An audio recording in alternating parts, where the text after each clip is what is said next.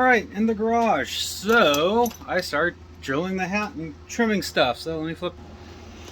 So here we go. Here it is trimmed down. Took the fittings out. That one's getting welded shut. I don't need that anymore. So let's drop this fitting on here. So that'll sit like that. And this one will, one more over here. And ta-da! So, even though it came with these, I'm still gonna JB weld them in. So let me clean this up, rough it up, and go from there. So I got one glued in, bolted in, came out nice. The other one, I made the hole a little too big. I tried using the washer it came with, but it hula hoops around this damn thing. So I found an O-ring that fits. So then we're going to just put that in there like that and crimp it down in a bunch of glue and it'll be sealed. With a little help from a tube or two of this and some of these O-rings here, I got fittings on. The glue's still drying, so they come with these little what did I do with it?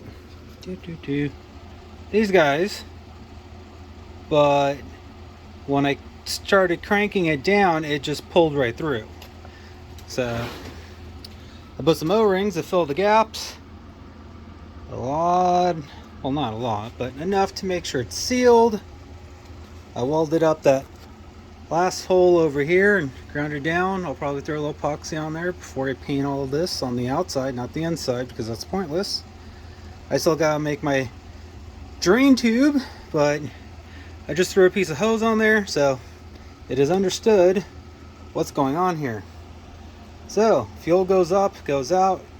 This clamp's temporary on there. I may tack weld the little bracket. I was going to notch this and try to have it go inside. Then I chose not to do that because I'm going to have a hose clamp here and here, and then that's clamped down pretty good. Plus the bottom of the tank's pretty much right there. I don't take it going anywhere. And then of course, still got to bolt that back on, my level sensor, but my top hat is pretty much done. Let the glue dry. I still got a tank sealer coming. Maybe I'll try tank sealing this, brush it on, whatever the hell, around the fittings. Once again, these are my K motor, Curry motor, I don't know. But that's the direction that they're going to go. Got plenty of room over the top of my fuel pump wiring / leveler. And I'll make this look a little bit nicer. I thought about trying to reuse the other part of it that I have on here somewhere. There it is. This guy held the rubber mount. As you see, it's still kind of melted on there from how crappy the gas was.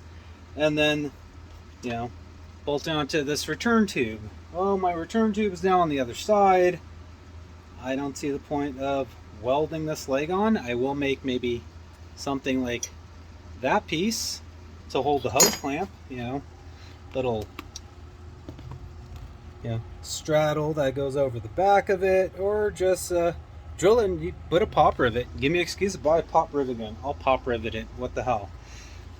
So my return tube, still got a little piece of hose, maybe some of this, some leftovers, whatever, and it is literally done.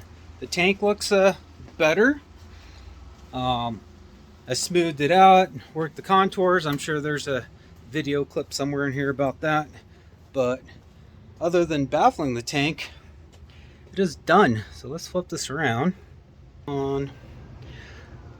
So this will go in just like that.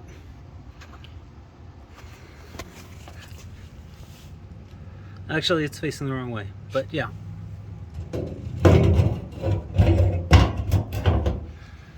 It will go like that. Alright, party people, I don't know where we left off last. I did the hat, which is pretty much mocked up. I still need to do the return hose out of it, but everything is glued and sealed. And I do have a new sock for it. And I still need to adjust the height a little bit. And here's the baffle I'm making. It's going to be a two-piece deal. I need to weld in because I know I could get something this big in the tank because I already sealed the hole. That goes like that.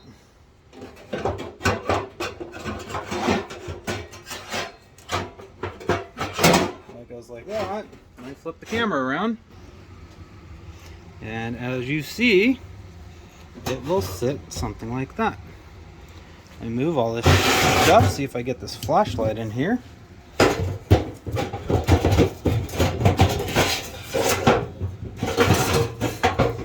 Flashlight in there. And it is dark in there. The fun. Let's make a bunch of noise real quick. So there's baffle 1. Here's my pump setup. As you can see, focus. It won't look that gappy. But yeah, it will have quite a bit. That's just for mock-up purposes, show you what it looks like. Once again, overflow venting for when filling up gas. Bigger nipple. Welded up the return line that was over here. I feel right now that there's no reason to run a vent line from here to there to tee into this to go up like some of the kits have. I just don't know. So once again, I will have this guy sitting about there. Well, at least between the two big ribs. So I don't have to notch or drill anything, and that is more than enough to slow down the sloshing of the fuel. So hopefully I won't burn any holes through this while the welding. This is a new tank once again. That is why I'm not trying to fill it full of argon or CO, because there's no gas fumes in it. So I'm not afraid of blowing up. But if this was a used tank, yeah, I'd take a lot more preparation, but then again, for $109 shipped, I think it was $109 or $119. Either way, it's a $100 gas tank to play with. I mean, once I get some paint on this, it's going to look nice. I received, where to go, my can of tank sealer, little 8-ounce can. You're literally paying $2 an ounce there, and it disappeared. But I did find my triangle. I was looking for this earlier. So, oh, there it is. 8 ounces, 1 pint. So I will weld it, try to wire brush the best as I could with my hand through that hole, and then yeah, dump this in there, swish it around, and seal everything, and I should be good. The end plate here, I took the factory one, cut all the stuff off, and welded it. What did I do with that? I have no clue. It's been one of those days. Over here, of course not. I've been trying to clean up the garage because all this grinding of metal has put little metal splinters all over the floor. It got one of my kids kinda. I say kinda. It was barely in there, so it was really easy to get out. What did I do with that end cap? Anyways, let's pause for a second. So, found it. Welded, backside, not as pretty, but you know, it is what it is. Figure a couple coats of seam sealer on this, and then maybe some epoxy. Here's that new hat that I mentioned, or hat strainer. This is for a Honda. It's like $6 or some shit. I figure a little bit bigger and better. So size wise, yeah, gives me that footprint. So a little bit more strainers better. I was looking into the Holley Hydro Mat, and holy bejesus. So to get one, a big X one, or cross, or whatever you want to call it, it's like $200-300. I mean, you don't have to deal with any of this weird shit I'm doing. You just drop in the huge hydro mat, and that thing will siphon every little corner of gas. But I'm trying to do this cheap, hence reusing a bunch of weird shit. I could have bought a $120, hat kit that may not look as nice as this when I'm done. That makes a smaller footprint, yada yada. I still really like that stealth kit. I'm still tempted maybe later, grind this out or just cut a plate and then figure out, can I fit, well, I know I can fit the two 6ANs and then some plugs.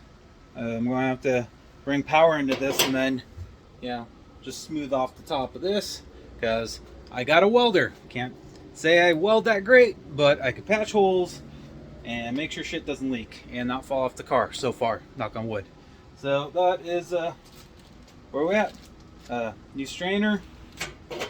This is sealed off. This is the piece that goes here.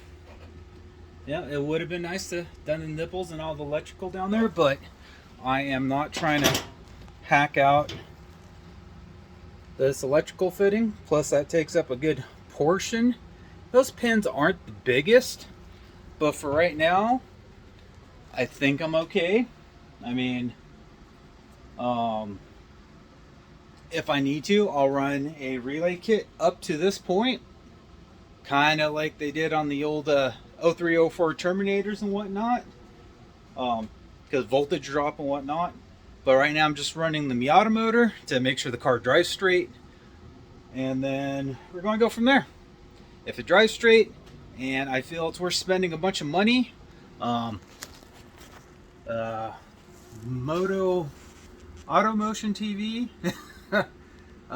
they brought up Lincoln Navigators. So I could get a Lincoln Mark 8 and get a 32 valve, motor, trans, and the IRS for under $3,000. That's not bad. I don't want to run the auto trans, but the motor might be cool. But then I have to redo the braking system because there's no room for that shit. So I probably won't. But it was a thought. I briefly entertained it. I found a bunch for cheap. Sorry for the shake cam. But yeah, we're going to run this Miata first. Plus it magically come in a boatload of more money. Hence the Miata parts. But once again, I could go get a Ditchwood 340 pump real easy and just throw it in here and be done with it. And I'm ready 3/8 line all the way up to the firewall here. And then, I am good for fuel. Make probably 500 to 600 horsepower. If I really need to, I'll pay the $30 and get, the 5/8, or not 5/8, 3/8, a true 3/8 fitting here, instead of trying to drill that a little thinner and watch it crack on me, right? Then again, I do have a Luma weld, so I could try thickening it up and then drilling it. But, what's $28 plus shipping, right? But anyways, I've been rambling on for fucking 10 minutes, plus all the other cut videos and whatnot. So, fuel tank's pretty much done. Oh, and Ben's Miata Auto Parts in Florida, good friends of Taylor Ray, he sent me. So, scene jumping. So I ordered some stuff from Ben's Miata Parts in Florida. Taylor Ray's drifting buddy with the metallic blue Miata. Sent me a bunch of brackets and a lot of brackets. and he hooked it up with a good deal, good pricing. I wire wheeled them, used some rust converter, self-edging primer, and then some good old Rust-Oleum, and made them look fairly fresh.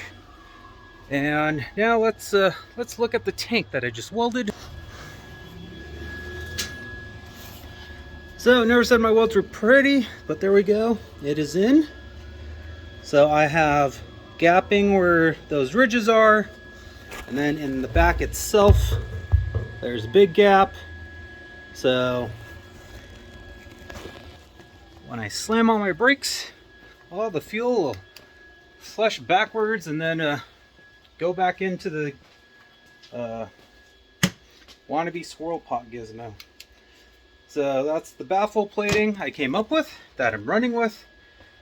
Once again, leftover stuff. It was free, and yeah, now I'm going to clean the tank once the welds cool off, wire brush it, clean out some acetone, and then use the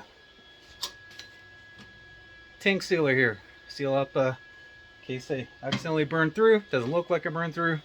And then I have 1 quart of Raptor liner left, and or I can use, oh, what I do with those cans, some duplicate color truck bed liner to make the tank look a little fancier. The metal does feel a little thinner than the factory Ford tank, but for $100 ish, what do you expect?